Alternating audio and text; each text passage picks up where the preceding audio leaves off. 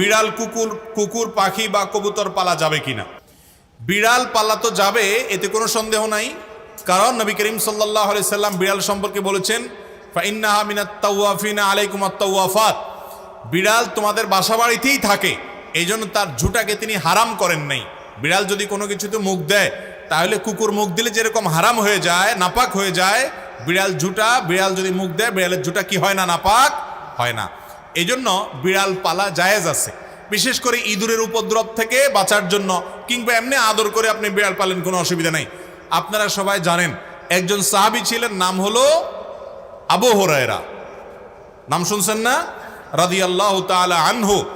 ওনার নাম কিন্তু আসলে আবু হুরায়রা ছিল না, ওনার নাম ছিল প্রসিদ্ধ মত অনুযায়ী আব্দুর রহমান। আরও অনেকগুলো মত আছে ওনার নাম নিয়ে, কিন্তু ওনার নাম পরে আবু হুরায়রা উঠে গেছে। কিভাবে? ওনার একটা বিড়াল ছিল, জামার হাতার ভিতরে এই বিড়াল ভরে অনেক সময় মসজিদে নিয়ে আসতেন।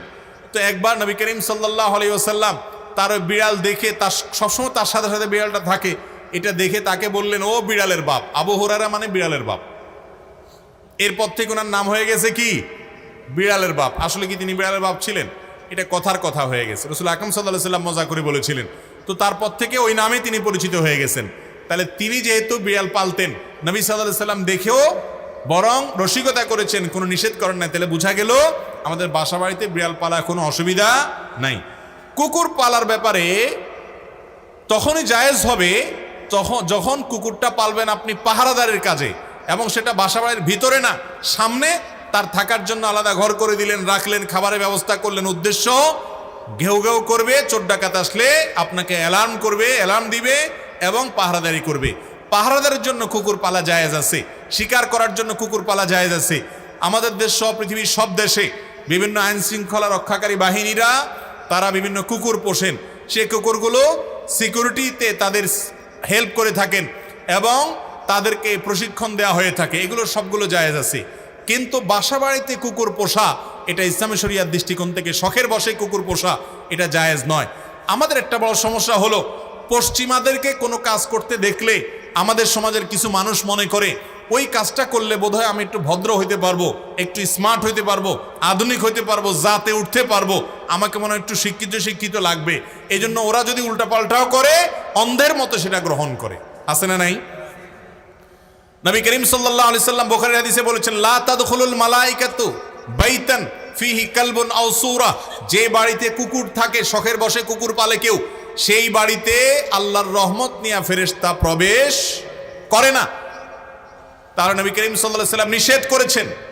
এবং কুকুরের মধ্যে কিছু কিছু কুকুর আছে শয়তানের সুরত ধরে আসে। আপনারা দেখবেন হাদিসে যেটা নিষেধ আছে ওইটা আরো বেশি করে। পশ্চিমারা বিড়ালও পালে, কিন্তু বিড়ালের চেয়ে কুকুরের সাথে দুস্তিতে একটু বেশি, কারণ হাদিসে নিষেধ আছে, এই জন্য শয়তান ওটা আরো বেশি করে করায়, ক্ষতিগ্রস্ত করতে চায়। মুসলমানের সন্তান কুকুরের গলায় একটা শেকল লাগাইয়া বিদেশি কুকুর কিনে সাথে হাঁটাতে হাঁটাতে নিয়ে যায় এবং খুব আদর কদর করে, মনে করে এর মাধ্যমে তিনি ভদ্র হয়ে গেছে। ওই পশ্চিমাদেরকে যা দেখে অন্ধের মতো মনে করে, ওইটা অনুকরণ করলে সে ভদ্র হবে, তথাকথিত স্মার্ট হবে, আধুনিক দেখাবে।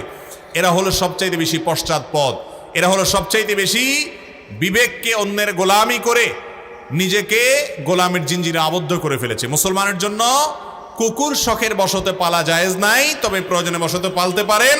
আর আল্লাহ সৃষ্টি বিষয়ে তা খাবার দিবেন বা কোনো অসুস্থ হলে সেবা দিবেন, সেটা কোনো নাজায়েজ বিষয় নয়। তবে বাসা বাড়িতে পালা জায়েজ নয়, শখের বশত হারাম। আর পাখি যদি আপনি পালতে চান, কবুতর পালতে চান, যে সমস্ত পাখি, বিশেষ করে কবুতর খাঁচায় পালা যায়, তো পালেন, কোনো অসুবিধা নেই। আর যে পাখিগুলো খাঁচায় পালা যায়, খাঁচায় পালার মতো, সেগুলো পালেন, যেমন টিয়া পাখি ইত্যাদি। কিন্তু যেই পাখি উড়ে বেড়ায়, আপনি সেগুলোকে খাঁচা বন্দি করে রাখছেন এবং এটা রেখে তাকে কষ্ট দিচ্ছেন, সেটা কিন্তু জায়েজ নয়। আর যেগুলো খাঁচাতেই পালার জন্য উপযোগী এই টাইপের, বাহিরে রাখলে বরং, ছেড়ে দিলে বরং সেগুলো মারা যাবে, তাহলে সেই রকম পাখি পালতে অসুবিধা নাই।